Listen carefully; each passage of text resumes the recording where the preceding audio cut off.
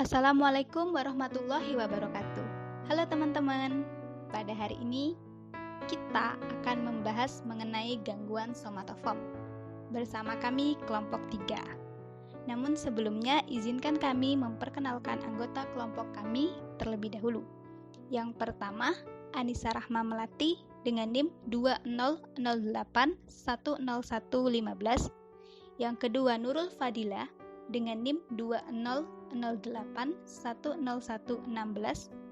Yang ketiga, Rinda Triastuti dengan NIM 2008101120. Yang keempat, Alfianisa Lutfi Hanifah dengan NIM 2008101122. Yang kelima, Fajria Nursabila Fiadani dengan NIM 2008101132. Selanjutnya, definisi gangguan somatoform. Somatoform adalah kelompok gangguan yang meliputi simptom fisik, misalnya nyeri, mual, dan pening, di mana tidak dapat ditemukan penjelasan secara medis.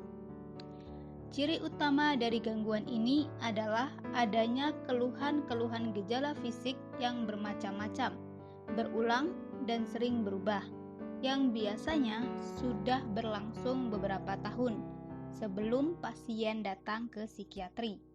Kebanyakan pasien mempunyai riwayat pengobatan yang panjang dan sangat kompleks, baik ke pelayanan kesehatan dasar maupun spesialistik, dengan hasil pemeriksaan atau bahkan operasi yang negatif.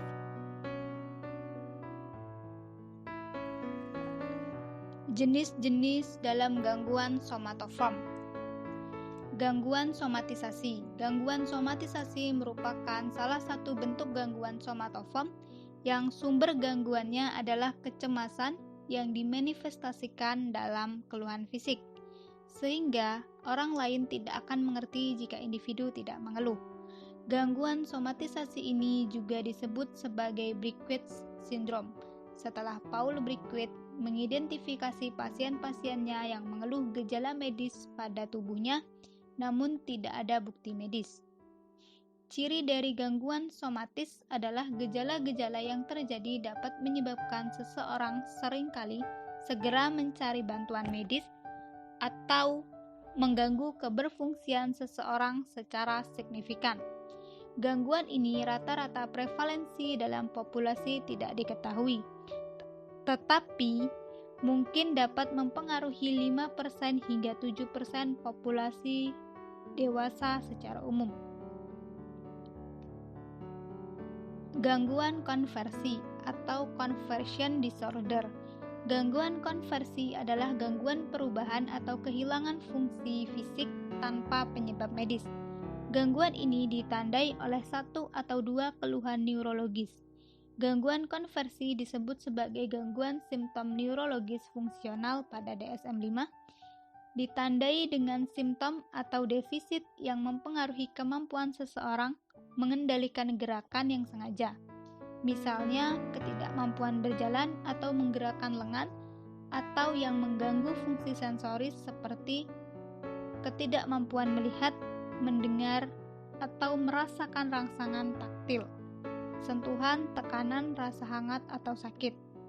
Ciri-ciri yang berkaitan dengan gangguan konversi adalah muncul dalam konteks konflik atau pengalaman yang menekan, memberikan kepercayaan pada asal-muasal psikologisnya. Selain itu, gangguan konversi dapat diasosiasikan dengan label indifference atau pengabdian simptom. Gangguan ini rata-rata prevalensi dalam populasi tidak diketahui, tetapi dilaporkan pada 5% pasien yang dirujuk ke klinik neurologi. Hipokondriasis adalah gangguan yang ditandai oleh fokus gejala yang lebih ringan dan pada kepercayaan pasien bahwa ia menderita penyakit tertentu. Gangguan ini biasanya terjadi awal masa remaja dan cenderung berlanjut. Pasien selalu bersikap berlebihan pada sensasi fisik yang umum dan gangguan kecil seperti detak jantung yang tidak beraturan, berkeringat, batuk yang kadang terjadi, sakit perut yang sebagai bukti dari kepercayaan mereka. Hipokondriasis seringkali muncul bersamaan dengan gangguan kecemasan dan mood. Ciri utama dari gangguan ini adalah kecenderungan dalam menafsirkan gejala fisik yang tidak berbahaya dari penyakit fisik. Namun, ketika pasien merasakan gejala fisik tersebut, akan timbul pikiran negatif dari gejala tersebut. Gangguan dismorfik. Gangguan dismorfik tubuh adalah preokupasi dengan kecacatan tubuh yang tidak nyata atau keluhan yang berlebihan tentang kekurangan tubuh yang minimal atau kecil. Gangguan dismorfik tubuh adalah gangguan yang ditandai oleh kepercayaan palsu atau persepsi yang berlebih-lebihan bahwa suatu bagian tubuh mengalami cacat. Gangguan nyeri sematofom. Gangguan nyeri sematofom adalah gangguan yang ditandai oleh gejala nyeri yang semata-mata berhubungan dengan faktor psikologis atau secara bermakna dieksaserbasi oleh faktor psikologis. Ciri dari gangguan ini adalah nyeri pada satu atau lebih tempat anatomis, merupakan pusat gambaran klinis dan cukup parah untuk memerlukan perhatian klinis. Gejala atau defisit tidak ditimbulkan secara sengaja atau dibuat-buat, seperti pada gangguan buatan atau pura-pura. Penyebab dan penanganan gangguan somatofom. Penyebab dari gangguan somatofom adalah adanya trauma atau rasa takut yang berlebihan pada saat masa kanak-kanak, yang berlangsung dan berkelanjutan. Selain itu, penderita lebih sering merasakan nyeri secara fisik dan mengakibatkan penderita emosi. Penanganan gangguan somatofom dapat menggunakan terapi kognitif. Terapi kognitif dapat mengurangi dan meringankan gejala yang berkaitan dengan gangguan somatofom. Teknik perilaku pemaparan dengan pencegahan respon dapat membantu pasien atau penderita dengan gangguan simptom somatis terhadap penyakit berhenti dari kebiasaan mereka mendatangi dokter untuk diyakinkan kembali bahwa mereka baik-baik saja ketika mereka memiliki masalah dan kekhawatiran terkait kesehatan. Contoh kasus, hal tersebut terjadi karena pasien mengalami sakit kepala yang berkepanjangan sejak 6 bulan dan tidak kunjung sembuh. Pasien mengatakan, "Kepala saya sakit, Dok. Sebelah kiri terasa senut-senut, sakit sekali. Kadang-kadang seperti melayang rasanya. Saya sudah berganti-ganti poliklinik. Saat saya berobat ke rumah sakit, karena saya mengalami banyak keluhan, saya juga sudah periksa laboratorium dan hasilnya normal. Kalau dibiarkan terus, saya takut sakit kepala saya menjadi semakin parah. Pasti ada sesuatu yang salah di kepala saya. Apakah di kepala saya ada sesuatu, mungkin tumor, seperti kepala saya sakit, berdenyut-denyut begini, seperti ini terjadi memang sakit kepala saya." Status psikiatri kesan umum menampilkan wajar. Penampilan wajar, roman muka tampak sesuai umur dan tampak khawatir, konsentrasi dan perhatian menurun, mood atau afek, cemas atau appropriate, isi pikiran obsesi dan preokupasi berupa kekhawatiran terhadap keluhan sakit kepala yang dialami. Bahas kasus, segala keluhan-keluhan yang dialami pasien selalu dikaitkan dengan kemungkinan adanya penyakit yang serius pada kepala. Hal ini sesuai dengan karakteristik pasien dengan gangguan hipokondrik, yaitu adanya keluhan-keluhan yang mengarah ke satu organ.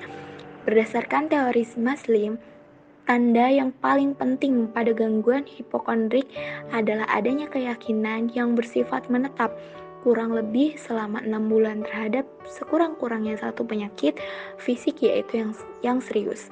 Pasien lebih membiarkan suaminya untuk mengurus anaknya karena merasa cemas bila terjadi sesuatu yang buruk kepada anaknya.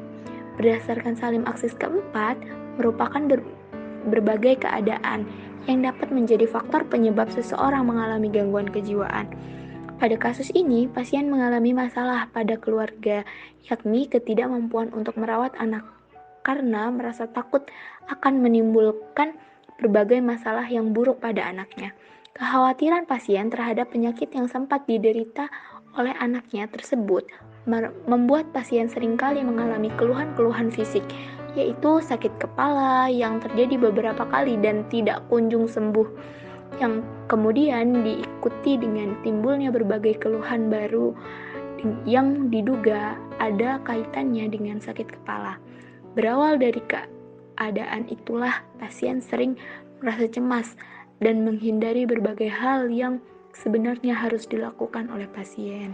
Gangguan somatoform merupakan kelainan psikologis atau biasa disebut dengan gangguan jiwa yang dicirikan dengan gangguan gejala fisik yang tidak jelas dan tidak tampak pada pemeriksaan fisik. Gangguan somatoform adalah suatu kelompok gangguan yang memiliki gejala fisik seperti nyeri, mual, dan pusing, di mana gangguan ini tidak dapat diperoleh penjelasannya secara medis. Dalam gangguan somatoform, secara spesifik terdiri dari 5 gangguan, antara lain gangguan somatis, gangguan konversi, hipokondriasis, gangguan dismorfik tubuh, dan gangguan nyeri somatoform. Sekian presentasi dari kelompok kami, kurang dan lebihnya kami mohon maaf, dan kepada Allah kami mohon ampun. Kami akhiri, wallahul muwaffiq ila aqwamit thoriq. Wassalamualaikum warahmatullahi wabarakatuh.